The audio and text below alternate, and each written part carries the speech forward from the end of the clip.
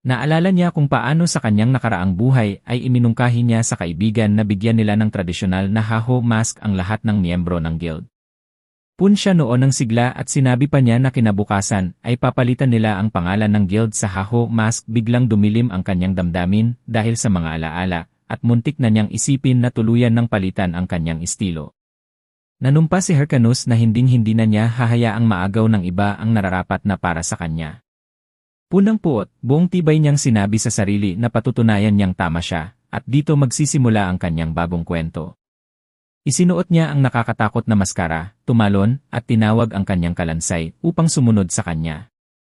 Makalipas ang ilang sandali, natagpuan nila ang kanilang mga sarili sa isa pang dungsyon. Magkasabay silang dumaan sa portal, at inanunsyo ng sistema na pumasok na si Hyrcanus sa dungsyon ng kuweba ng bundok Bima. Maingat na sinuri ng bayani ang mga marka sa mga bato at agad niyang naalala na dito naninirahan ang mga asul na werewolf. Alam niyang mapanganib ang mga halimaw na ito. Ngunit dahil sa bago niyang kagamitan, naniwala siyang kaya niyang tapusin ang dungsyon sa loob ng 10 minuto. Kaya iniutos niya sa kanyang kasama na maunang gumalaw. Ngunit makalipas ang ilang oras, lubos siyang nawalan ng pag-asa. Hindi maunawaan ni Hyrcanus kung bakit walang mga halimaw na lumalabas sa dungsyon.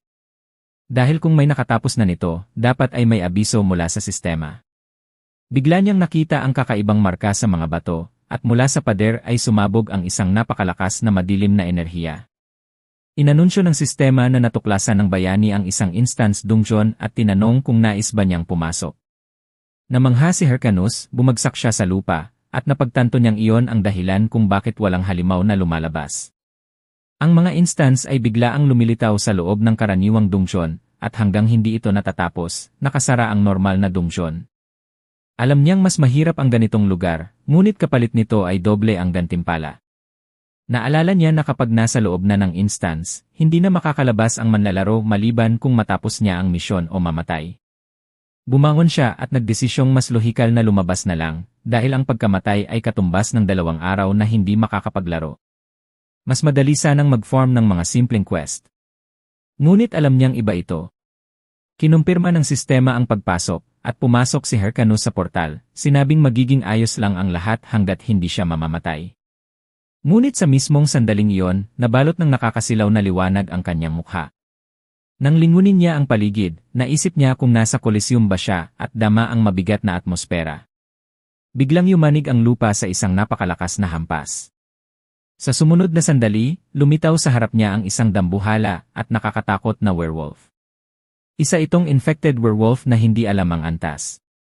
Walang pag-aatubili, sumugod ito para umatake. Si Hyrcanus, na hindi pa ganap na nauunawaan ang nangyayari, ay hindi nakaiwas at tumilapon ng malakas sa pader.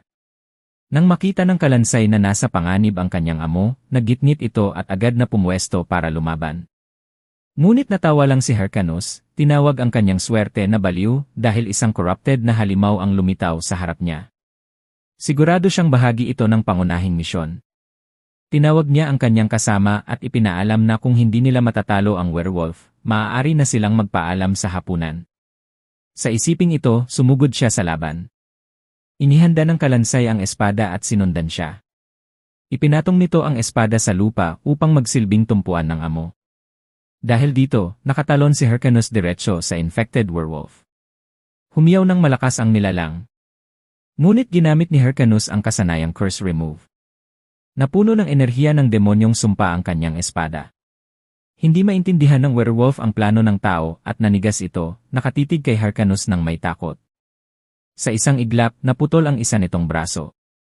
Napahiyaw ang halimaw sa sakit at inanunsyo ng sistema na na-activate ang kasanayan ng bayani at nabawasan ng 10% ang estadistika ng target.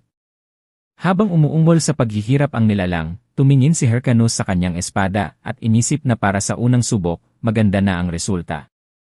Ngunit naglabas ng madugong aura ang werewolf at tuluyang nabaliw, sumugod muli. Lumitaw ang babala na nag-berserk ito at lahat ng epekto ay kanselado. Inihanda ni Hyrcanus ang sarili para sa pinakamasama, iniisip na tama lang ito para sa isang dungeon boss. Ngumiti siya at naisip na panahon na para subukan ang kanyang tinatago. Binuksan niya ang inventaryo at tumawag ng agos ng madilim na enerhiya. Binalot nito ang kanyang buong katawan at pagkatapos ay sumabog, pinalabas ang lahat ng lakas. Mula sa liwanag, lumabas si Hyrcanus na nakasuot ng battle armor, tumatawa at nagtanong kung saan sila tumigil. Ito ang slot activation na natatangi sa Warlord. Kapag naka-activate, dumadaloy ang enerhiya sa katawan ng manlalaro, pinapalakas ang mga katangian at binabago ang anyo. Ngunit hindi kailanman tiyak ang anyo at nagkakaiba para sa bawat isa. Kaya tinatawag ito ng karamihan na ultimate ability. Tinawag ni Hyrcanus ang infected werewolf upang ipakita ang kanyang kakayahan. Umatungal ang halimaw at sumugod. Madali niyang naiwasan ang mga atake nito. Pagkaraan ng ilang galaw, umatras siya para makakuha ng oras. Ngunit muling sumalakay ang werewolf ng malakas. Habang umiiwas, naisip ni Hyrcanus na tiyak na boss ang kalaban. Ang bilis at lakas nito ay nagpapatunay. Nag-isip siya kung hanggang ilang atake pa ang kaya niyang tiisin. Nang muling umatake ang halimaw at mag-iwan ng mga butas sa depensa, nakita niya ang isang pagkakataon. Bumagsak ang kanyang espada, naglalabas ng enerhiya, at nagdulot ng nakamamatay na sugat. Napasigaw sa sakit ang halimaw. Ngumiti si Hyrcanus, iniisip na sa ganitong mga sandali nagiging kapanapanabik ang laro.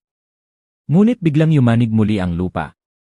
Buhay pa pala ang werewolf at muling umatake. Napabuntong hininga ang bayani, napagtanto na nasa galit pa rin ito at mapanganib magpakampante. Habang iwinawasiwas ng halimaw ang kuko nito, ngumiti lang si Hyrcanus. Sinilip niya ang kalansay, nagtataka kung nakalimot ito. Biglang tumalon ang kalansay sa werewolf, nagdulot ng matinding hampas at naputol ang pangalawang braso. Inutusan ni Hyrcanus ang kanyang lingkod na gamitin na ang teknikong matagal nilang pinagsanayan. Nalito ang werewolf at hindi na nakalaban. Bumagsak ang sabayang pag-atake ng amo at ng kalansay, napakabilis na hindi ito nakaporma. Sa isang iglap, tadtad ng sugat ang kalaban at napira-piraso.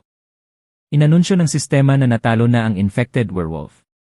Pinatay ni Hyrcanus ang slot at natuwa na hindi naman ganoon kasama ang kinalabasan. Kinumpirma ng sistema ang pagkumpleto sa misyon sa kuweba ng Bundok Bima at gantimpala siyang 10 gintong barya. Bukod dito, iniulat din na natalo ng Skeleton Warrior ang isang high-level na halimaw at umangat sa ranggo ang kasanayang Bone Shard. Habang tuwang-tuwa ang kalansay, napaisip si Hyrcanus na tunay ngang mas magaganda ang gantimpala sa Instance Dungeon. Natanggap niya ang Necklace of the Infected Ranger, isang natatanging kwento na nagpapataas ng lahat ng stats ng 18. Namangha si Hyrcanus sa natagpuan. Alam niyang hindi niya ito maibebenta. Ngunit mas mataas ang halaga nito kaysa sa karaniwang kagamitan. Mas nagulat pa siya nang makatanggap siya ng 3 bagong titulo, Promising Newcomer, Hero Aspirant, at Infected Ranger. Nabigla ang bayani, naisip na marahil ito ang pambungad na titulo sa unang kabanata ng pangunahing kwento, The Infected Count. Alam niyang ang mga pangunahing misyon ang pundasyon ng mundong Warlord at siyang nagdadala ng pinakapangunahing kwento. At dahil napakalaki ng gantimpala, lahat ng manlalaro ay sabik na lumahok. Ang pangunahing misyon ang puso ng laro. Nanginginig sa tuwa si Hyrcanus, iniisip na kahit sa nakaraan niyang buhay ay bihira siyang umabot sa ika-4 na kabanata. Itinuring niyang hindi lang swerte, kundi tunay na jackpot ang nangyari, at nagpasya siyang agad na lumabas sa laro. Sa balita, isa sa mga manlalaro ang naghayag na opisyal nang pumasok ang Hydra Guild sa huling kabanata ng Infected Count senaryo. Balak nilang tapusin ito sa loob ng 3 buwan. Ngunit pinutol ni Jason ang broadcast at nadama ang matinding pagkadismaya.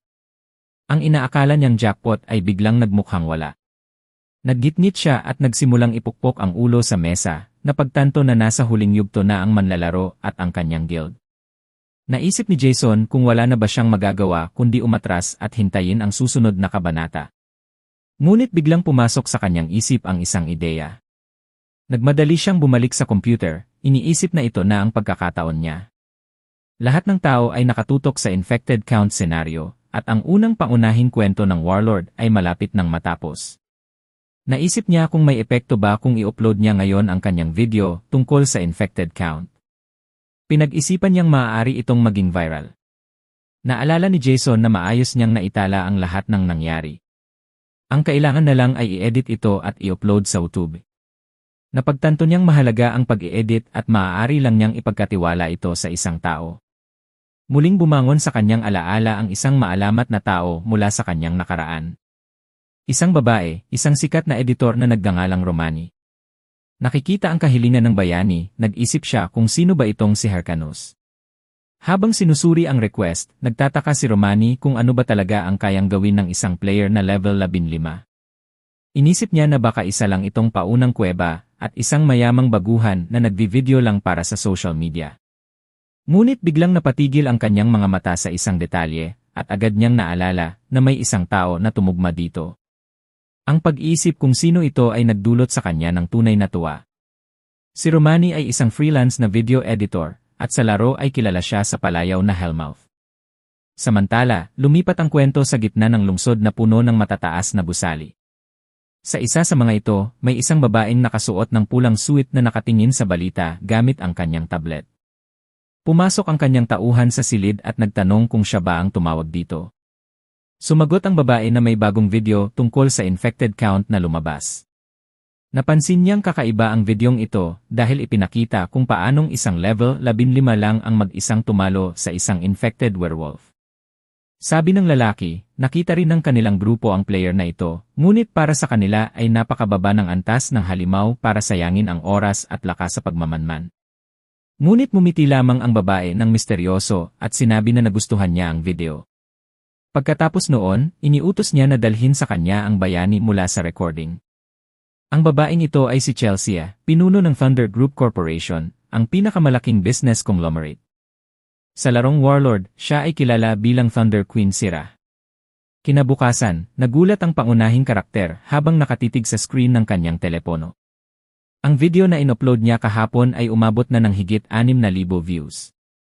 Para sa kanya ay kakaiba at medyo nakakailang ito. Sa kanyang nakaraang buhay, buwan ang itinagal bago niya makuha ang ganitong resulta. Tinanong siya ni Romani kung nakita na ba niya ang dami ng views. Biglang napagtanto ng bayani na may isa pang pagbabago sa sitwasyon. Si Romani ang unang nag-message sa kanya, bagay na hindi niya karaniwang ginagawa dahil kilala siya bilang misteryosa at mahirap lapitan. Bukod pa rito, tinanong niya kung kailan ipapadala ang susunod na video. Doon umamin si Jason sa kanyang sarili na wala siyang ideya kung ano ang gagawin pagkatapos. Naiintindihan niya na hindi na siya muling makakahanap ng halimaw na kasing espesyal ng infected werewolf. Kaya't napagdesisyonan niyang mas mabuti siguro na mag-record ulit ng mga video pag umabot na siya ng level 50. Ngunit kahit ganoon, inilunsad pa rin niya ang AI device, nag-log in sa laro, at nag-isip na dapat samantalahin ang pagkakataon habang mainit pa. At dito na nagtatapos ang ating video. Maraming salamat sa panonood. Kung nagustuhan mo, huwag kalimutang i-like at mag-iwan ng comment sa ibaba. At syempre, kung hindi ka pa nakasubscribe, pindutin mo na yung subscribe button at ang bell icon para updated ka sa susunod nating content. Hanggang sa susunod na video. Ingat kayo palagi.